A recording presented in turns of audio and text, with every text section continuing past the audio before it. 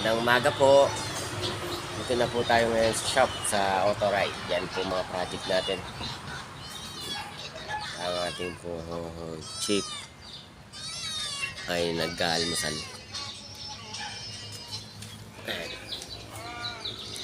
Ito po ay wash over.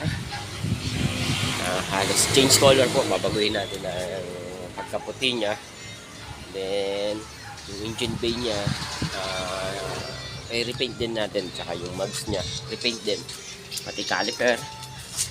Tapos yung kanyang pinto ay basag, yung may kalog, kaya palitan na natin ang bisagra. May konti siyang sabit dito sa gilid, tsaka itong gulong niya lobo na rin, palitan na rin natin. Pati bumper may crack, baka palit na rin po yan. Tapos itong isa i-overhaul. Ang problema nito, napakamahal ng pyesa. Yan, siya ay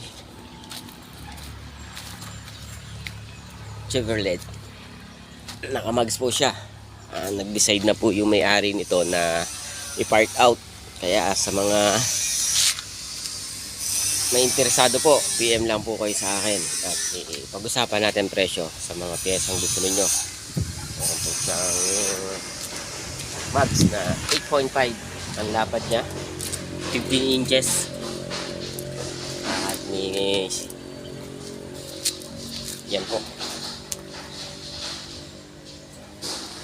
Ito naman ay pambenta natin, iwawash over natin para presentable rin sa may-ari. Tapos yan,